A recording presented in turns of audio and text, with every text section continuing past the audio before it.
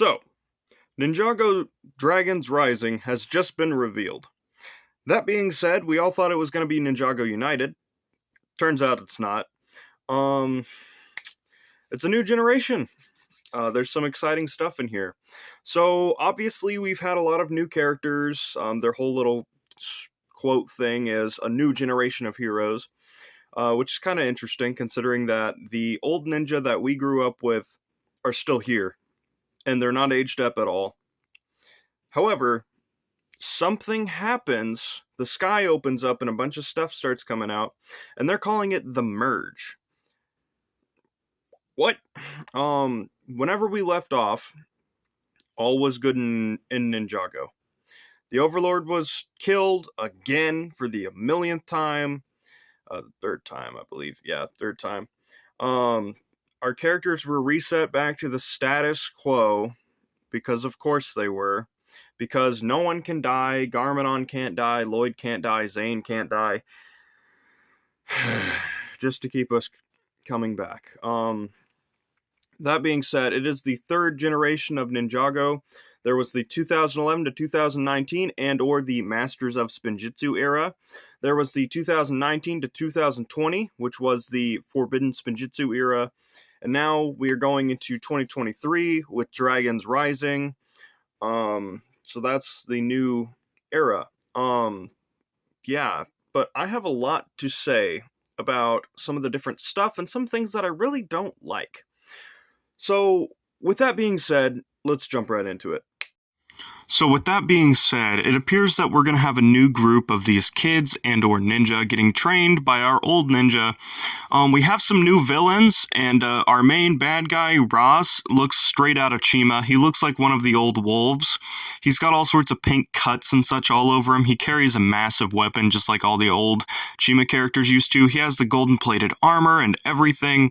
And as you guys can see here, we have Ross and Aaron fighting. Apparently, Aaron is getting ready to just get chucked across the battlefield. That's kind of what it looks like. Looks like Ross is going to like break his leg or something crazy.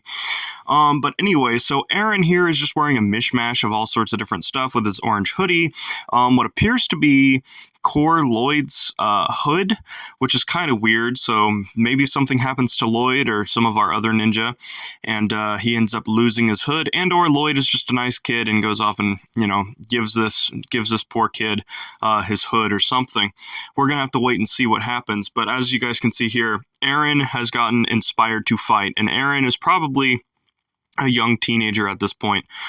So he's probably, I would put him at least 5-6 years, 7 years maybe even, younger than Nia, which is, she's the youngest member of the group, other than Lloyd, before he gets aged up.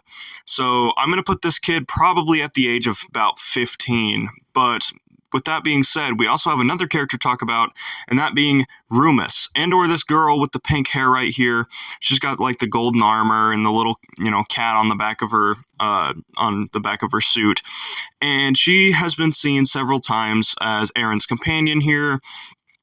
She is apparently older by at least a couple of years than Aaron is. And she has been rumored to be, a mech builder and or something of the sort. There's also a rumor that she has an elemental power of magnetism or something of that sort.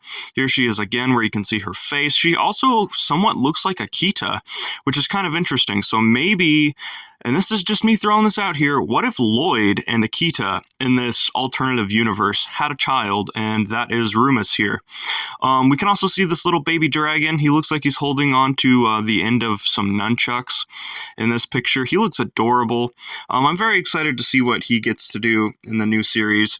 But yeah, so exciting stuff from all these guys all around. I cannot wait to see what happens in this new series. But let's talk about the big stuff, the bad guys. So, this is apparently Crux. Oh wait, no it's not. He doesn't have the mustache.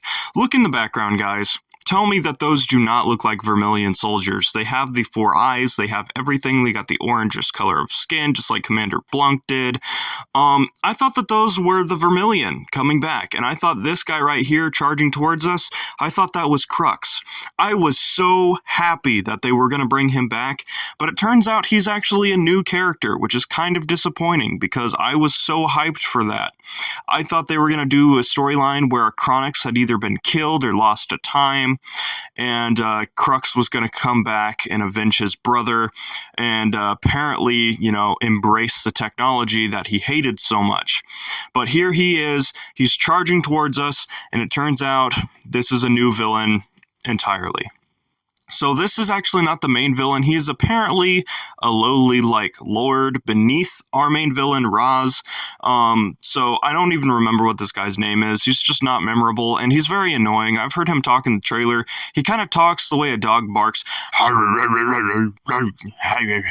Yes, Commander Ross. I promise I'll be good. I don't know, guys. I just really don't like the way that he's set out to be. I thought he was going to be some big main villain. I thought he was going to be Crux. I'm a little disappointed, I'm not going to lie.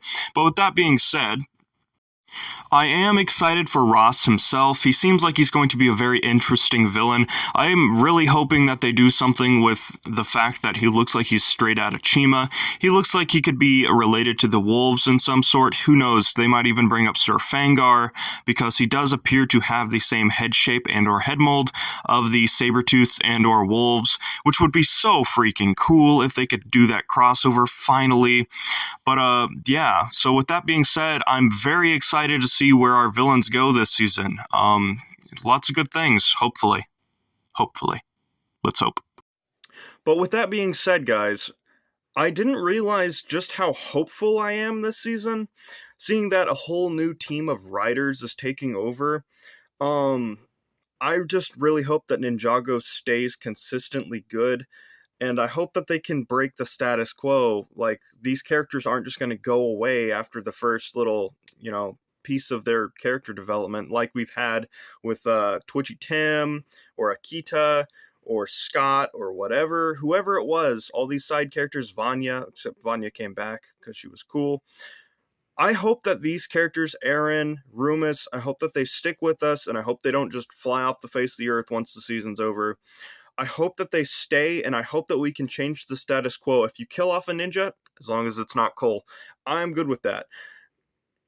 Within reason. Don't kill Jay, don't kill Nia, don't kill Kai, but Lloyd is something that's been keeping the series going, yes, but he's also something that holds the series back.